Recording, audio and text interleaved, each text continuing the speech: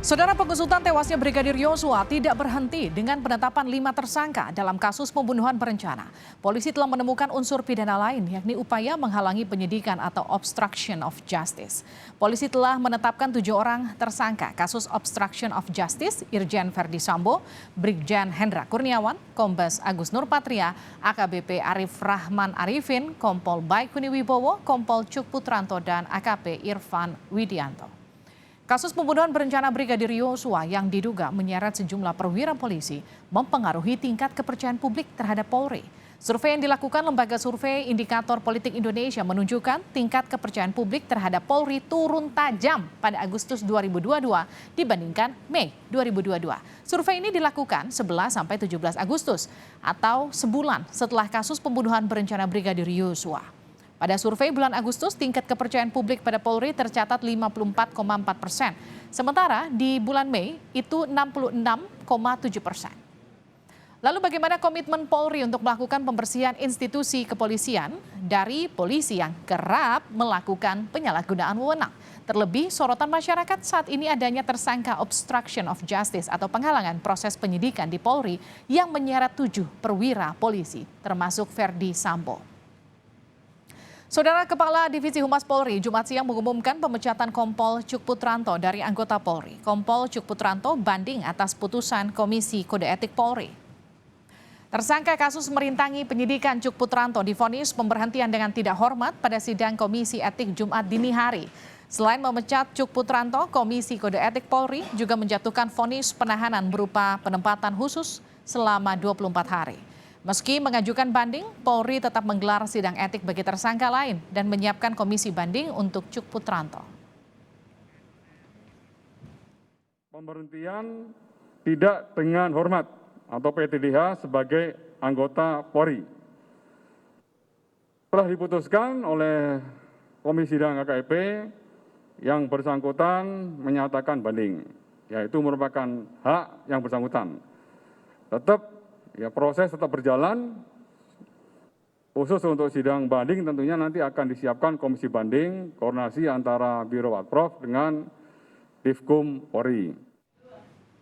Saudara, kasus pembunuhan berencana Brigadir Yosua berkembang. 7 perwira polisi termasuk Irjen Verdi Sambo ditetapkan sebagai tersangka obstruction of justice atau menghalang-halangi proses penyidikan. Tersangka pertama adalah Irjen Verdi Sambo. Sebelumnya, Verdi Sambo menjabat sebagai Kepala Divisi Profesi dan Pengamanan Kadif Propam Polri. Kemudian ada Brigjen Hendra Kurniawan. Sebelumnya Brigjen Hendra Kurniawan menjabat Kepala Biro Pengamanan Internal atau Karo Paminal, Divisi Profesi dan Pengamanan Polri. Tersangka berikutnya Kombes Nurpatria. Kombes Nurpatria sebelumnya menjabat sebagai Kepala Detasemen A Biro Pengamanan Internal Divisi Profesi dan Pengamanan Polri. Kemudian AKBP Arif Rahman Arifin sebelumnya menjabat sebagai Wakil Kepala Detasemen B Biro Pengamanan Internal Divisi Profesi dan Pengamanan Polri. Tersangka berikutnya adalah Kompol Baikuni Wibowo. Sebelumnya menjabat pemangku sementara Kepala Subbagian Pemeriksaan Bagian Penegak Etika Biro Pertanggungjawaban Profesi Divisi Propam Polri. Kemudian Kompol Cuk Putranto jabatan sebelumnya memangku sementara Kepala Subbagian Audit Bagian Penegak Etika Biro Pertanggungjawaban Profesi Divisi Propam Polri. Tersangka terakhir adalah AKP Irfan Widianto. Sebelumnya menjabat sebagai Kasubdit 1 Subdit 3 Ditipidum Bareskrim Polri. Irwasum Polri Komjen Budi Agung Marioto menyatakan 6 pelaku obstruction of justice akan ditindak etik. Sidang etik berjalan sejak kemarin. Pada saat rilis Jumat yang lalu sudah disampaikan ada 6, yaitu Saudara FS, BJP HK, KBP ANP, AKBP AR, Kompol BW, dan Kompol CP. Penyidik sekarang sedang melakukan pemberkasan terhadap ke-6 tersebut. Sekaligus saya tambahkan ya, terhadap ke-6 tersangka obstruction of justice ini, di Propam juga akan segera menyidangkan kode etik terhadap ke-6 orang tersebut. Bahkan kalau tidak salah hari ini mulai. Saudara, lalu bagaimana komitmen Polri untuk melakukan pembersihan institusi kepolisian dari polisi yang kerap melakukan penyalahgunaan wewenang? Terlebih sorotan masyarakat saat ini adanya tersangka obstruction of justice atau penghalangan proses penyidikan di Polri yang menyeret 7 perwira polisi termasuk Verdi Sambo. Kita akan bahas bersama dengan anggota Kompolnas Albertus Wahyu Rudanto. Selamat malam Pak Albertus. Saya panggilnya Wahyu, Pak ya. Wahyu. Baik, Pak Wahyu selamat malam. Selamat malam Mbak Liviana ya. Baik, selanjutnya saya juga akan sapa Pak Sugeng Teguh Santoso, Ketua IPW. Pak Sugeng. Selamat malam Mbak Liviana dan Pak Wahyu, selamat malam. Baik. Malam Pak Sugeng. Pak Wahyu, ada 2 polisi yang dipecat sejauh ini, Sambo dan juga Cuk Putranto. Bagaimana hal ini kemudian jadi petunjuk dalam proses penyidikan pidana dan juga rekomendasi untuk etik bagi tersangka lain yang masih belum diputuskan? Terima kasih Mbak Liviana. Memang sidang etik sudah memutuskan PTDH untuk Verdi Sambo dan Cuk Putranto, tetapi kedua-duanya banding. Ini sedang proses lah, walaupun mungkin kecil kemungkinannya banding diterima. Tetapi kaitan dengan pidana, saya kira tidak akan memutus kasus pidana karena sesuai dengan ketentuan sidang etik tidak menghilangkan proses pidana. Begitu juga kalau pidana dulu juga tidak mengesampingkan sidang etik. Jadi saya kira ini paralel dan menurut kami Kompolnas ini on the track dan hal yang menurut saya perlu kita apresiasi karena selama ini memang kelemahannya Polri, selalu sidang itu pidana dulu. Begitu sudah ingkrah baru etik. Nah, karena ini mungkin karena mendapat atensi publik sehingga prosesnya dilakukan paralel. Nah, sehingga pidananya belum diproses tetapi aja sudah diproses tapi belum sampai kejaksaan kan tahap 1 pun dikembalikan lagi, tetapi etik tetap dijalankan dan sudah ada putusan Pak Sambo sudah diputus PTDH ya, kemarin Kompol Cuk Putranto, hari ini Kompol Baikuni Wibowo, tinggal kita tunggu hasilnya yang hari ini belum ada keputusan ya. Pak Wahyu, kenapa tadi Anda katakan peluang bandingnya kecil untuk diterima? Ya kalau melihat apa yang terjadi dalam proses sidang etik dan kesalahan-kesalahan yang sangkaan yang diarahkan kepada para terperiksa ini semuanya terbukti Mbak, terbukti melanggar etik. Jadi kalau toh nanti bandingnya diterima mungkin turun, itu kemungkinannya kecil karena tentu dari pihak pemeriksa auditor, pemeriksa ini sudah punya ukuran-ukuran, ya punya parameter lah, ukuran-ukuran ini kategorinya benar salah. Seperti kalau hakim ada pasal-pasal yang tidak mungkin tidak mungkin dihindari sehingga harus keputusan itu harus diambil gitu ya. Oke, saya ke Pak Sugeng. Pak Sugeng, ini kan sidang proses pidana dan juga proses etiknya digelar paralel begitu. Apa yang kemudian jadi catatan IPW? Ini apakah kemudian jadi bentuk upaya dari polisi untuk kemudian melakukan percepatan untuk menyelesaikan kasus ini? IPW mengapresiasi ya tim sus dan juga Komisi Kode Etik Kepolisian karena mendahulukan proses sidang etik ya. Dengan mendahulukan proses sidang etik, maka implikasinya nanti apabila putusan banding ini mereka punya waktu 24 hari paling lama ya mengajukan memori banding, diputus berkekuatan tetap, maka mereka tidak menjadi beban Polri kembali ya. Karena begitu putuskan mereka hak-haknya akan dicabut. Berbeda apabila menunggu putusan pidana dulu ya. Menunggu putusan pidana itu kan bertahun-tahun, hak-haknya akan tetap diberikan sebelum dicabut. Jadi seperti ini ya, ini sesuatu yang baik. Oleh karena itu terkait juga apabila nanti ke depannya ada dugaan pelanggaran kode etik bersamaan dengan adanya dugaan tindak pidana, etiknya dikedepankan dulu ya. Kalau etik kan nanti dasarnya tidak berdasarkan putusan pidana, tetapi pada beberapa pasal di dalam kode etik yang terpenuhi ya. Mereka misalnya terdapat permufakatan untuk melakukan satu tindakan melanggar hukum, ya, bermufakat, ya. Nah, itu bisa dibuktikan merusak barang bukti. Berarti mereka melanggar sikap profesional, ya. Melanggar kewajiban bahwa dalam tugas itu menjalankan norma hukum, ya.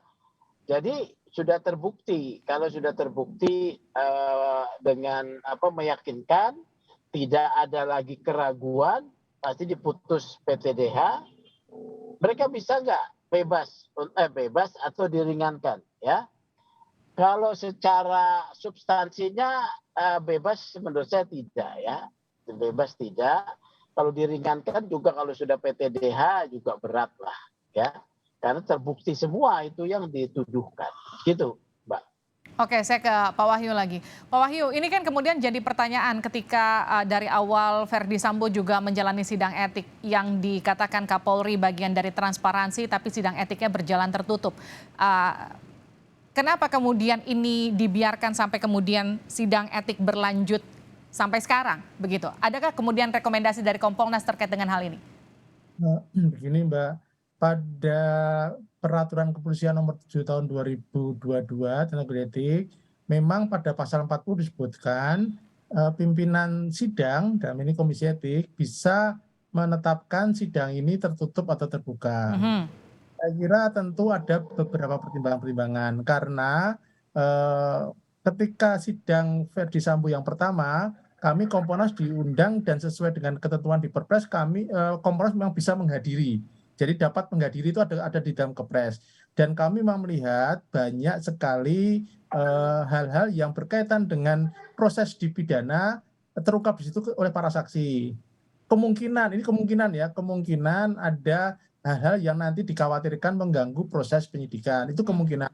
Kemudian ada juga lain. Saya kira ini kewenangan ada pada pimpinan sidang dan itu di ketentuan dalam Perpol ada. Tapi saya kira selama ini tidak pernah, karena dalam ketentuan sidang kode etik itu kan internal polisi. Tetapi sekarang oleh Kapolri kan bisa kita menyaksikan sendiri bagaimana keadaannya memang diperiksa betul. Jadi selama ini kan ada suara-suara seolah-olah sidang etik itu hanya pura-pura saja karena pengumuman. Tapi ini sidang terbuka. Soal materi dan isinya bisa terbuka atau tidak, saya kira ini kewenangan ada. Kita hormatilah, kita harus menghormati apa yang menjadi kewenangan pemeriksa pimpinan sidang untuk menggali mengeksplorasi lebih dalam, Mbak. Ya. Saya ke Pak Sugeng. Pak Sugeng, yang kemudian jadi sorotan selanjutnya ini kan obstruction of justice ini kemudian menyeret 7 perwira polisi termasuk Verdi Sambo. Artinya butuh upaya keras bagi kepolisian untuk memulihkan kepercayaan masyarakat terhadap lembaga atau institusi ini. Apa yang kemudian harus dilakukan pertama kali sekarang selain mempercepat prosesnya? Ya, mempercepat proses, kemudian menurut saya konsistensi institusi Polri yang dalam hal ini Pak Kapolri, konsistensi terus untuk selalu apabila ada pelanggaran ditindak, gitu ya, jangan ada yang dilindungi. Kemudian pada tingkat bawah, ya, pada masing-masing satker ini juga harus diperhatikan suka melindungi anggota yang bersalah, ya. Ini harus diawasi nih, ya, Pak Kapolri ini. Ini saya IPW baru merilis seorang brigjen diduga memanipulasi dokumen hasil gelar perkara, ya. Ini terkait kasus yang sama? Bukan, ya, ada kasus lain, ya. Jadi terkait kasus kasus obstruction of justice harus segera diangkat diselesaikan proses penyidikannya, ya, kemudian diserahkan kepada jaksa, kemudian untuk disidangkan supaya pekerjaan terkait adanya dugaan pelanggaran ini sudah beres lah. Semua dibawa ke pengadilan, tinggal Pak Kapolri mendapat catatan dari Komisi 3, pembenahan di internal, ya, pembenahan besar-besaran di internal ya tinggal dilakukan. Nah, Kompolnas ini punya peranan nih untuk memberikan masukan-masukan tentunya, ya. Kalau IPW kan cuma kicau-kicau aja di luar begini, ya, IPW. Ya, Pak Wahyu, di-mention sama Pak Sugeng tuh. Jadi ini adalah justru ditunggu gerakan Kompolnas untuk memberikan masukan dan juga menagih komitmen Polri untuk melakukan pembersihan institusi sekalian. pas lagi ada momentumnya di kasus ini? Kami concern betul, terima kasih Pak Sugeng. Jadi Kompolnas pun juga harus diawasi. Yang ngawasi siapa? Publik. Salah satunya publik itu adalah LSM seperti Pak Sugeng. Jadi begini Mbak, reformasi birokrasi Polri itu sudah 2005 itu sudah mendesain adanya reformasi Polri ada 3 aspek. Aspek instrumental, aspek struktural, dan aspek kultural. Aspek struktural saya kira sudah berjalan gradual, berjalan terus ya perbaruan organisasi. Aspek instrumental bicara soal doktrin, soal ketentuan-ketentuan yang harus diwajib. Lalu kultural, yang kultural ini yang jadi masalah, dan sekarang ini harus didorong betul. Kita dari kasus Sambo ini belajar bahwa aspek kultural ini ternyata tidak maju mundur, tapi justru mundur terus. Nah, ini yang harus kita dorong, Mbak ya. Pak Wahyu, tapi kan dalam kasus ini kita juga sama-sama memang sistemnya seperti itu ya. Jadi polisi memeriksa polisi, tapi karena masyarakat melihat kasus ini terlalu besar begitu dengan juga melibatkan lingkup anggota kepolisian yang juga cukup banyak.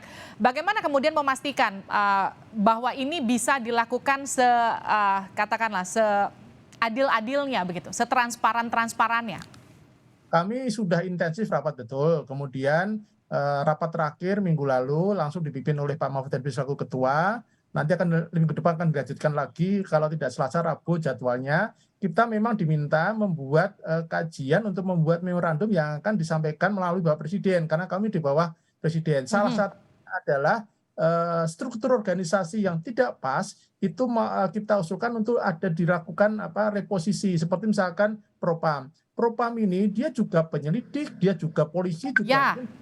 Nah, ini kita sudah ada beberapa konsep yang akan sedang kita matangkan itu nanti, sehingga tidak ada yang namanya kekuatan super body. Kita akan desain menjadi ada balances. Kemudian kalau wasidik itu kan seperti tadi yang dimasalahkan Pak Sugeng tadi, itu kan pengawasnya penyidik tapi di bawah kabar. Ini juga nggak pas juga ya. Itu tapi nanti secara matang akan kita sampaikan oleh Presiden dulu, baru kita rilis nanti Mbak ya. Oke, saya ke Pak Sugeng dulu. Pak Sugeng, kalau IPW sendiri melihatnya bagaimana kemudian kalau kita melihat kasus ini, penyidiknya dia, tersangkanya dia, yang kemudian mengambil keputusan juga endingnya dia juga gitu. Maksudnya dalam satu divisi yang sama, dalam satu lembaga yang sama, satu institusi yang sama. Bagaimana kemudian Anda melihat ini? Bagaimana menjaga transparansi dan juga sisi keadilannya? Sudah pasti melanggar yang namanya manajemen modern ya. Pemusatan kekuasaan itu pasti akan terjadi penyimpangan. Pemusatan kekuasaan pasti akan terjadi penyimpangan, arogansi. Ini tidak boleh. Harus kemudian ada keseimbangan atau check and balances ya. Harus terpisah kewenangan-kewenangannya yang besar itu. Itu satu, seperti itu. Kemudian yang tadi kultural itu betul ya, bukannya maju mundur jadi mundur. Saya ketawa itu Pak ya. Memang iya betul ya, perilaku sewenang-wenang ya, kemudian sok kuasa menggunakan kewenangannya, kemudian mencari keuntungan itu banyak terjadi. Ini harus dibabat-babatin ini ya, jangan ada ampun menurut saya ya, supaya kapok yang lain juga menjadi menjadi peringatan buat yang lain ya. Seperti itu. Artinya ini juga jadi tuntutan dari masyarakat dan momentum untuk pembuktian bagi institusi Polri untuk menyelesaikan kasus ini setransparan dan juga seadil-adilnya. Terima kasih Pak Wahyu dari Kompolnas, terima kasih juga Pak Sugeng dari IPW.